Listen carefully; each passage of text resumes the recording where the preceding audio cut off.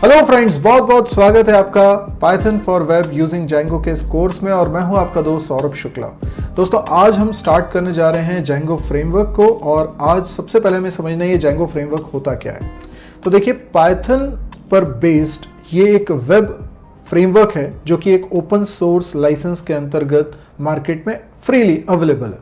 तो आप इसको फ्री में डाउनलोड कर सकते हैं, इंस्टॉल कर सकते हैं, यूज कर सकते हैं। बेसिकली इससे करना क्या है, इससे आप वेबसाइट्स बना रहे हैं। तो आप वेबसाइट तो पाइथन में वैसे भी बना सकते हैं, आपको जैंगो फ्रेमवर्क की क्या ज़रूरत है। या फिर कोई ये भी सवाल कर सकता है कि पाइथन में वेबसाइट बनाना और जैंगो फ्रेमवर्क का यूज़ करके वेबसाइट बनाना क्या एक ही बात है या डिफरेंट बात है। तो मैं आपको बता दूं कि ये दोनों बातें अलग अलग हैं। बेसिकली सिमिलर भी हैं लेकिन अलग अलग भी हैं। कैसे? तो आप पाइथन कोर में भी वेबसाइट बना सकते हैं, लेकिन बहुत प्रोफेशनल तरीके से अगर सिस्टमेटिकली आपको बनाना है तो बहुत सारी बातों का आपको ध्यान रखना पड़ेगा। और जब आप जैंगो फ्रेमवर्क का इस्तेमाल करते हैं तो ये एक ऐसा वेबसाइट डेवलपमेंट का फ्रेमवर्क है जिसमें एज अ प्रोग्रामर कोडिंग तो आपको पाइथन में ही करनी है, लेकिन क्या चीज़ें कहाँ लिखनी है इसके लिए पहले से एक ढांचा बना हुआ है जिसको हम बोलते हैं फ्रेमवर्क। यानी कुछ कोड है जो यहीं लिखना है, कुछ दूसरा कोड है वो यहीं लिखना है, और एक सिस्टमैटिक तरीके से हम प्रोग्रामिंग करते हैं, जिससे फ़ायदा ये होता है कि हम अपने प्रोजेक्ट को ज़्यादा बेहतर तरीके से मेंटेन कर पाते हैं, कोलैबोरेटिवली डेवलप कर पाते हैं, ईजीली उसको मैनेज कर पाते हैं डेवलपमेंट की प्रोसेस को, और फास्ट डेवलपमेंट भी हो पाता है। जैंगो फ्रेमवर्क को मेंटेन करता है जैंगो सॉफ्टवेयर फाउंडेशन। जैंगो का जो मेन गोल है, जैंगो फ्रेमवर्क का जो मेन गोल है वो है कि वेबसाइट डेवलपमेंट की प्रोसेस बहुत इजी हो जाए, बहुत आसानी से बन जाए, और कॉम्प्लेक्स से कॉम्प्लेक्स एप्लीकेशन, वेब एप्लीकेशन जो कि डेटाबेस ड्रिवन होती हैं वो इजीली डेवलप हो सके। जैंगो फ्रेमवर्क बना है पाइथन में। और यदि आप चाहते हैं जैंगो का पूरा डॉक्यूमेंटेशन देखना तो jangoproject.com नाम से एक वेबसाइट है, इसको आप विजिट करिए जहां पे पूरा डॉक्यूमेंटेशन फ्रीली अवेलेबल है। जैंगो का जो करंट वर्जन हम लोग यूज कर रहे हैं वो है वर्जन नंबर 2.2, लेकिन जब इस वीडियो को हो सकता है आप बाद में भी देखें तो इसके आगे के वर्जन्स भी लॉन्च हो चुके हों, ये पॉसिबल है। तो आप एक बार वर्जन को जरूर इनकी साइट पे जाके चेक कर लीजिएगा jangoproject.com पे। चलिए दोस्तों, तो अब हम बात कर लेते हैं जैंगो के की फीचर्स। किसी भी वेबसाइट को बना के अगर टेस्ट करना है तो आपको क्या करना पड़ता है, दो ऑप्शन है आपके पास। या तो आप पूरी वेबसाइट को बनाएं, एक रियल सर्वर पे उसको होस्ट करें और फिर चला के देखें कि वो सही चल रहा है या नहीं चल रहा है। It's a bit expensive and tiring process because you have to upload all your website related files to the server, जो बार बार करना ये आपके लिए थोड़ा सा कम्बरसम जॉब हो जाएगा। तो दूसरा तरीका ये होता है कि आप अपने ही कंप्यूटर को सर्वर भी बना लीजिए फॉर द टेस्टिंग पर्पस। आप अपनी वेबसाइट को टेस्ट करना चाह रहे हैं, चला के देखना चाह रहे हैं। नॉर्मली क्या होता है, आप कोई भी वेबसाइट को एक्सेस करते हैं, लाइक फेसबुक को एक्सेस कर रहे हैं, तो फेसबुक के पेजेस तो सर्वर पे होते हैं, वहां से वो आ रहे होते हैं आपके कंप्यूटर में। इस तरीके से अगर सोचिए कि वेबसाइट आपने बनाई हुई है तो वो वेबसाइट होनी चाहिए सर्वर पे, लेकिन अभी आपको चला के टेस्ट करके देखना है तो फिर आप पूरी वेबसाइट को रखते हो अपने ही कंप्यूटर पे, तो आपको अपने ही कंप्यूटर को बनाना पड़ता है सर्वर। अपने कंप्यूटर को सर्वर बनाने के लिए बहुत ज़रूरी है कि एक स्पेशल सॉफ्टवेयर आपके पास हो जिसको हम बोलते हैं वेब सर्वर। ये वेब सर्वर ही ब्राउज़र से जो रिक्वेस्ट जाती है सर्वर के पास, वो वेब सर्वर ही रिसीव करता है, वही डिज़ायर्ड कंटेंट को एज अ रिस्पॉन्स प्रोवाइड करता है ब्राउज़र को, तब जाके ब्राउज़र वो पेज आपको दिखाता है। ये सारा काम करने के लिए ज़रूरी है कि आपके पास वेब सर्वर हो। लेकिन आप जैंगो फ्रेमवर्क अगर डाउनलोड करते हैं, इंस्टॉल करते हैं और उसका इस्तेमाल कर रहे हैं तो आपको अलग से कोई वेब सर्वर की ज़रूरत नहीं है, क्योंकि जैंगो आपको वेब सर्वर भी प्रोवाइड करता है।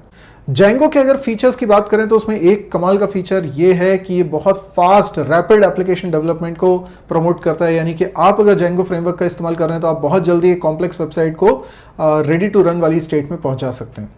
जैंगो जो है क्योंकि एक फ्रेमवर्क है, इसके पास न केवल आपके कोड लिखने का एक प्रॉपर ढांचा है जिसमें आप अपना कोड फिट करते हो, प्लस ये बहुत सारी डजन्स ऑफ एप्लीकेशंस आपको प्रोवाइड करता है। ये वो एप्लीकेशंस हैं जो आपने नहीं बनाई हैं, पहले से वहां मौजूद हैं, लेकिन वो एप्लीकेशन आपके प्रोजेक्ट का हिस्सा बन सकती हैं और बेहद ज़रूरी काम करने वाले, कॉमन काम करने वाले जो लगभग हर प्रोजेक्ट में अप्लाई होते हैं, वो एप्लीकेशन यहाँ इनबिल्ट आपको मिल जाती है। तो यानी आप एक प्रोजेक्ट बना रहे हैं, सोचिए कि उसमें एक कोई खास फंक्शनैलिटी है जिसको आपको बनाना ही नहीं पड़ा, वो ऑलरेडी बना हुआ था, आपने उसको यूज कर लिया because of the Django framework. तो ये एक बहुत कमाल की बात है।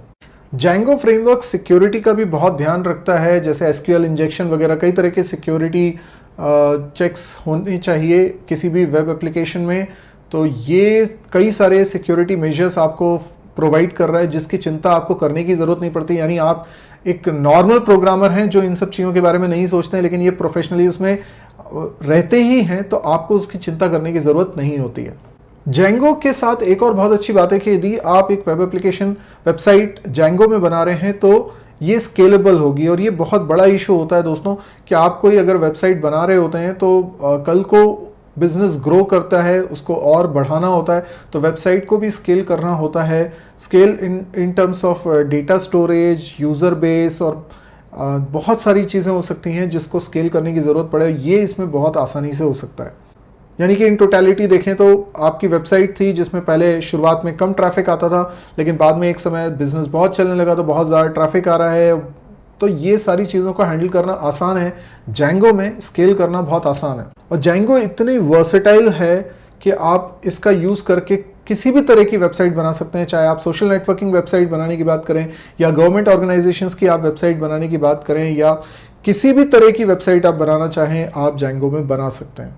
अगर कुछ पॉपुलर ऐप्स की बात करें, पॉपुलर वेबसाइट्स की बात करें, तो मैं आपको बताऊं YouTube जो है सबसे पॉपुलर नाम है जो पाइथन में बना हुआ है। इसके अलावा गूगल अपने बहुत सारे प्रोजेक्ट्स में पाइथन को यूज़ करता है और इसलिए उन्होंने जेंगो को भी यूज़ किया हुआ है। इसके अलावा मोजिला की जो वेबसाइट है वो भी जेंगो में बनी हुई है। इंस्टाग्राम की बात करें या ड्रॉपबॉक्स की बात करें, ये सब जेंगो में बनी हुई वेबसाइट्स हैं। याहू मैप्स की बात करें तो वो जेंगो में बना हुआ। तो बहुत सारे ऐसे पॉपुलर नाम हैं जो कि जेंगो में बने हुए हैं। अब बात करते हैं जेंगो की हिस्ट्री की। जेंगो बना था 2003 के एंड में। लॉरेंस जर्नल वर्ल्ड न्यूज़पेपर में काम करने वाले कुछ वेब प्रोग्रामर्स थे जिनका नाम था एड्रियन होलोवर्टी एंड साइमन विल्सन, और इनके साथ डेफिनेटली कुछ और लोग भी रहे होंगे। इन लोगों ने पाइथन को प्रोजेक्ट्स के लिए इस्तेमाल करना स्टार्ट किया, कुछ एप्लीकेशंस बनाने के लिए इस्तेमाल किया। फिर इन्होंने वेब एप्लीकेशंस पाइथन का इस्तेमाल करते हुए बनाई। इन्होंने खुद ने अपना ये फ्रेमवर्क डिज़ाइन कर लिया। बाद में सन 2005 में BSD लाइसेंस के अंतर्गत इस जेंगो फ्रेमवर्क को रिलीज़ किया गया। अब कई लोग पूछते हैं ये जेंगो फ्रेमवर्क का नाम जेंगो क्यों रखा गया है। तो जेंगो बेसिकली एक गिटारिस्ट के नाम पर रखा गया है। एक बहुत फेमस गिटारिस्ट हुए करते थे जेंगो राइनहार्ट, इनके नाम पर ये फ्रेमवर्क रखा हुआ है।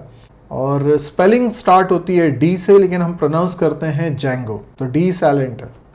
सन 2008 में जो एक फाउंडेशन बनी जेंगो सॉफ्टवेयर फाउंडेशन, उसने जेंगो फ्रेमवर्क को आगे ले जाने का काम किया। सारा जो उसमें उसको संभालने का काम है, उसका मेंटेनेंस का काम है, उसमें कुछ भी बग फिक्सिंग का काम है, नए वर्जन्स लॉन्च करने का काम है। ये पूरा का पूरा जिम्मा किसने उठाया? तो जेंगो सॉफ्टवेयर फाउंडेशन ने उठाया सन 2008 ऑनवर्ड्स।